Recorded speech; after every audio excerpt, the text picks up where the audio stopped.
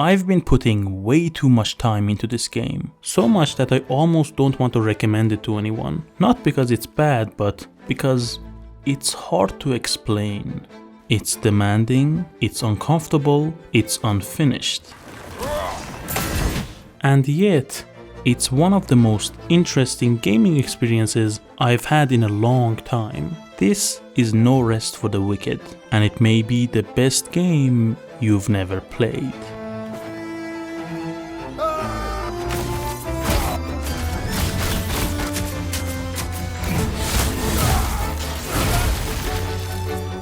Before anything else, I need to say this up front. This is an indie game, and not only that, it's an unfinished early access indie game. But the experience I had with it was so high level in some areas that I genuinely started treating this game like a brand new AAA game. And that is both the best and the worst thing about it.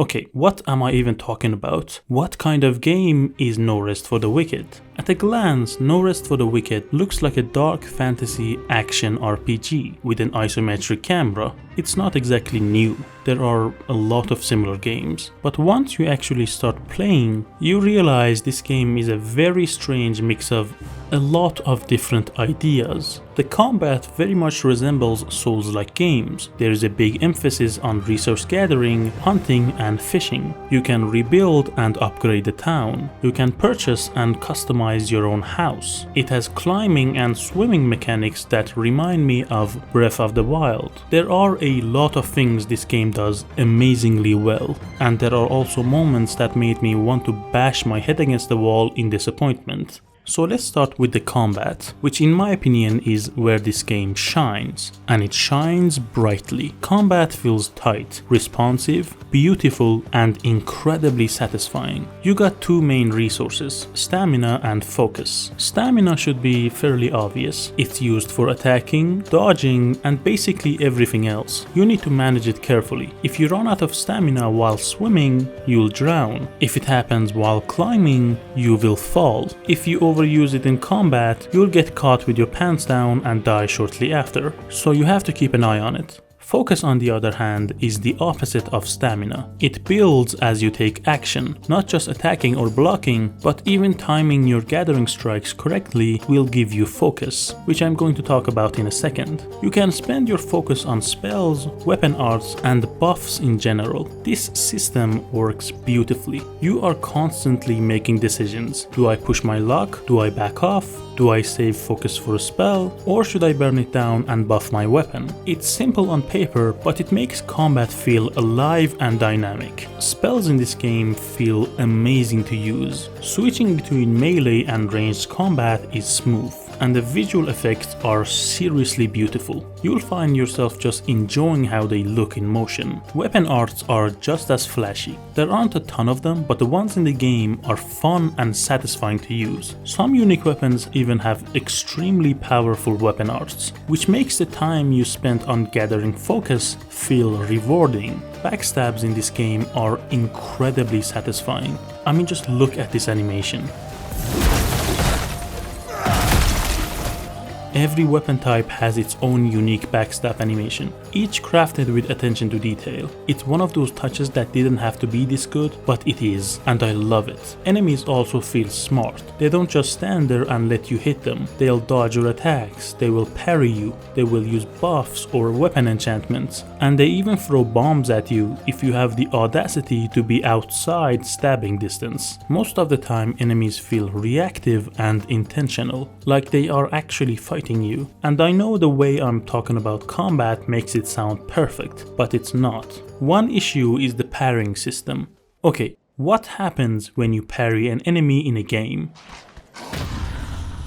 Naturally, you follow it up with a very satisfying attack that takes a big chunk out of enemies' health bar, if not outright killing them. But it's not like that here. You can parry enemies, but there is no riposte. There is no critical follow-up. It's missing that satisfying part. So parrying just kind of stops the enemy, and otherwise feels weak compared to dodging or simple positioning. It's not broken, it's just unfinished. But it's kind of odd that you can backstab, but you can't riposte.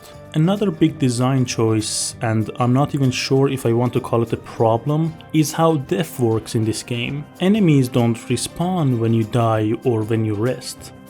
At first, that feels really strange. Now, it's not like areas stay empty forever, no. As you progress, new enemies and new enemy types slowly take their place, so the world keeps evolving. That part is actually interesting, but it creates a different issue. Reaching the next checkpoint, that classic Souls-like moment of relief, feels anticlimactic, because there is no real danger being lifted. And the bigger problem is this: you don't really lose anything when you die. No money lost, no experience lost, no dropped souls to recover, nothing. At worst, you lose a few seconds of walking. And because of that, no matter how reckless I played, I never once felt like I was missing out on experience or money. Death just felt like a small inconvenience, not a real punishment. And in a game with combat this tense, I think it should be way more punishing. But again, this is early access, and this is exactly the kind of system that could change before a full release.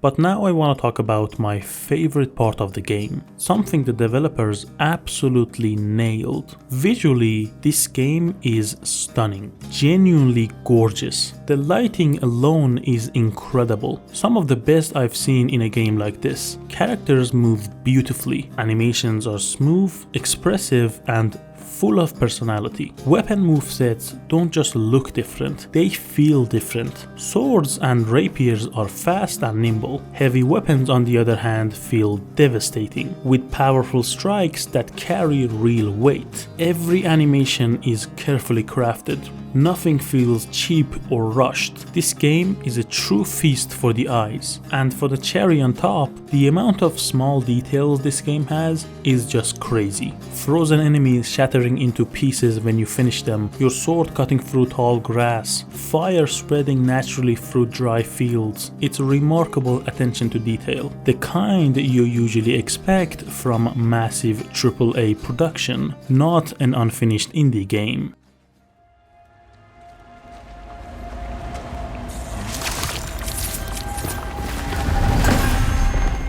All of that visual beauty is backed up by very strong sound design. First, the music. It's really good. Maybe not on the same level as games like Bloodborne or Hollow Knight, but it fits this world perfectly.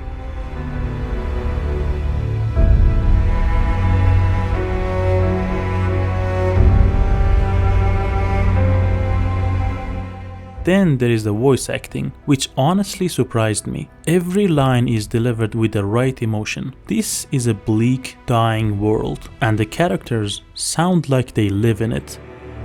Even Ellsworth's turned a blind eye to our corner of sacrament. Just because we have nothing doesn't mean we're not people. Some of the voices were even recognizable, which was a really nice surprise in an indie game.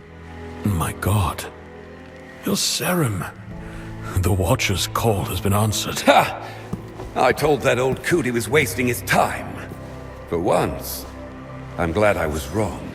And beyond that, the environmental sound is just as impressive. The town ambient feels alive and lived in. Sword clashes feel heavy and dangerous. Small environmental details quietly feel the silence. And when you combine the visuals with the sound design, the atmosphere becomes one of the game's strongest achievements. Another thing this game does incredibly well is scale. Every time you climb a tall tower or stand on a high cliff, you are rewarded with these wide cinematic views of the world below you. It's beautiful, but more importantly, it makes the world feel real and connected. And that feeling is strengthened by the game's traversal design, which, as you can probably guess, is very Dark Soulsy. You know the kind of design I mean. Doors that only open from one side, ladders you need to kick down in order to create shortcuts, locked gates where the key is somewhere far across the map for some reason, or maybe bridges that loop areas back into each other. There are a ton of shortcuts, and unlocking them always feels satisfying, especially because you'll keep returning to these places, and over time you start to learn the layouts of the world. Moving through it becomes natural, almost automatic. That part of the game is genuinely very well done. So let's talk about what you actually do in this world. And in my opinion, this is where things start to fall apart a little. So do stick with me for a second. There is a lot to do on paper, like town building, exploration, bounties, and side activities. So let's start with the good. Town building is actually pretty well done because it's tied directly to your progression. If you want to upgrade your weapons to maximum level, you need a max level smith. If you want the best food recipes and the strongest buffs, you need a max level cook. And as you upgrade these buildings, they physically change and expand, which is a really nice detail. It makes progression feel real, but there is one problem. Upgrades take real world time, sometimes up to 3 hours, and while that might work for some players, it can also feel somewhat tedious.